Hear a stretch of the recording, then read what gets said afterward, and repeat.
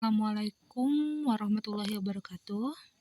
Perkenalkan, nama saya Risnawati, mahasiswa semester 4, Program Studi Manajemen. Di podcast ke-14 ini saya akan membahas soal manajemen lingkungan. Langsung saja kita mulai. Ada beberapa pembahasan yang akan kita bahas pada podcast ini, seperti manajemen lingkungan, itu mengapa penting, terus ada tantangan lingkungan saat ini, ada manfaat manajemen lingkungan, terus ada pilar manajemen lingkungan, terus ada strategi manajemen lingkungan, tantangan masa depan, dan terakhir adalah kesimpulan. Langsung kita saja mulai. Yang pertama kita akan membahas soal manajemen lingkungan, mengapa sih penting gitu kan? Mengapa sih manajemen lingkungan itu penting, teman-teman? Jadi manajemen lingkungan adalah proses pengelolaan sumber daya alam dan lingkungan yang bertujuan untuk menjaga keseimbangan ekosistem. Hal ini sangat penting karena keberlangsungan bergantung pada keseimbangan ekosistem yang sehat. Dalam era modern saat ini, aktivitas manusia telah menyebabkan kerusakan pada lingkungan seperti polusi udara, air dan tanah, perusahaan habitat satwa liar, dan perubahan iklim global. Oleh karena itu, manajemen lingkungan menjadi semakin penting untuk memastikan bahwa kita tidak merusak lingkungan secara permanen. Jadi penting ya teman-teman, karena sekarang kita hidupnya di alam, kita hidupnya di bumi, di mana bumi ini harus green lah gitu, harus hijau. Dengan adanya manajemen lingkungan ini diharapkan bisa membantu kita untuk bisa menghadapi yang namanya perubahan iklim global seperti itu. Oke, tantangan lingkungan saat ini, teman-teman, mungkin yang juga teman-teman rasakan juga bahwasanya tantangan lingkungan yang dihadapi oleh kita ini semakin kompleks dan beragam nih. Salah satu tantangan utama adalah perubahan iklim global yang disebabkan oleh emisi gas rumah kaca dari aktivitas manusia seperti pembakaran bahan bakar fosil. Selain itu, polusi udara dan juga air menjadi salah satu masalah serius yang banyak terjadi di beberapa daerah hingga seluruh dunia. Perusakan habitat satwa liar dan penangkapan ikan yang berlebihan juga mengancam kelangsungan hidup spesies tertentu. Semua tantangan ini memerlukan tindakan cepat dan tepat dalam mencegah kerusakan lingkungan yang lebih lanjut. Tapi kalau di sini kita ngebahas soal kayak penangkapan ikan yang akan mengancam kelangsungan hidup spesies tertentu, salah satu juga manusia gitu kan. Kebanyakan memang ulah-ulah dari tangan jahil manusia sendiri, tantangan lingkungan yang saat ini harus dihadapi oleh kita gitu.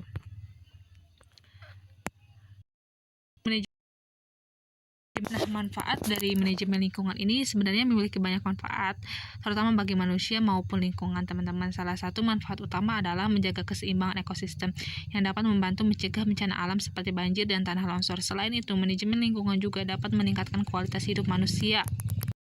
Meningkatkan kualitas hidup manusia dengan memberikan akses ke sumber daya alam yang bersih dan sehat. Hal ini dapat menciptakan peluang bisnis baru di sektor hijau dan menghasilkan lapangan kerja yang berkelanjutan. Jadi, dengan adanya manajemen lingkungan, selain kita bisa menjaga lingkungan juga, ini kadang kita dapat menciptakan peluang bisnis baru juga di sektor hijau dan menghasilkan lapangan kerja yang berkelanjutan. Jadi, selain ada membantu alam, membantu bumi, kita juga bisa mendapatkan peluang bisnis di sana. Nah, pilar dari manajemen lingkungan ini, teman-teman, tidak hanya tentang menjaga kelestarian alam saja, tetapi juga melibatkan aspek sosial dan ekonomi. Oleh karena itu, pilar manajemen lingkungan terdiri 3 aspek utama, yaitu ada konservasi, terus ada pengelolaan, dan pemanfaatan sumber daya alam secara berkelanjutan. Jadi, teman-teman, bahwasanya manajemen lingkungan ini bukan semata-mata karena ujungnya ada nama lingkungan, kita akan fokus ke lingkungan aja, enggak. Tapi karena memang ada 3 aspek yang tadi ya, ada konservasi, terus ada pengelolaan dan pemanfaatan. Aspek sosial dan ekonomi, teman-teman. Sehingga dalam mata kuliah akuntansi manajemen ini, manajemen lingkungan akan dibahas satu bagian dari akuntansi manajemen gitu.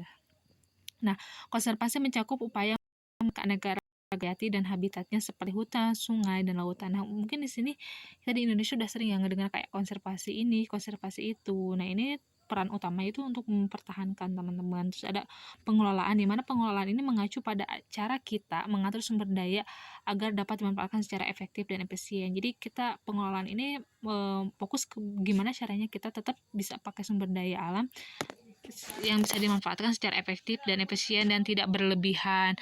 Nah, selanjutnya, sedangkan manfaat sumber daya alam secara berkelanjutan adalah penggunaan sumber daya dengan cara yang tidak merusak lingkungan dan memastikan bahwa sumber daya tersebut tersedia untuk generasi mendatang sehingga bisa berkelanjut gitu. Jadi, sekarang kita pakai, besoknya kita bisa pakai lagi, besoknya lagi, besok lagi, sampai keturunan kita pun tetap bisa memakainya. Itu yang disebut dengan berkelanjutan, teman-teman.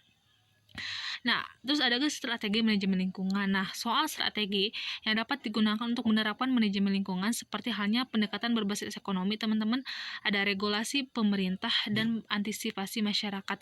Pendekatan berbasis ekonomi melibatkan insentif dan hukuman ekonomi untuk mendorong perilaku yang ramah lingkungan. Regulasi pemerintah melibatkan pembuatan undang-undang dan peraturan yang mengatur aktivitas manusia yang berdampak pada lingkungan. Partisipasi masyarakat melibatkan mengedukasi dan memotivasi masyarakat untuk terlibat dalam upaya pelestarian lingkungan. Terus di tantangan masa depan manajemen lingkungan itu apa? Nah, teman-teman, walaupun dalam pemanfaatannya banyak manfaatnya bagi kita, gitu kan, baik dalam tadi hal sosial, ekonomi dan lainnya, rupanya ini tetap masih ada yang namanya tantangan, teman-teman. Di mana tantangan lingkungan yang mungkin muncul di masa depan termasuk perubahan iklim yang semakin ekstrim, peningkatan permintaan energi dan sumber daya alam, serta adanya tekanan dari pertumbuhannya populasi manusia. Untuk menghadapi tantangan ini nih teman-teman, diperlukan solusi yang inovatif dan berkelanjutan seperti pengembangan teknologi hijau, pengurangan emisi rumah kaca, dan pengelolaan sumber daya alam yang lebih efektif. Selain itu, partisipasi aktif dari masyarakat juga sangat penting dalam menjaga keberlanjutan lingkungan. Jadi diharapkan teman-teman bahwasanya masyarakat sekarang itu bisa lebih open minded tentang lingkungan gitu. Bahwasanya mereka harus peduli terhadap lingkungan karena lingkungan adalah tempat mereka tinggal gitu kan. Nggak kebayang kalau lingkungan yang kita selama ini tempat kita tinggal ini rusak gitu, apa yang akan terjadi nantinya gitu.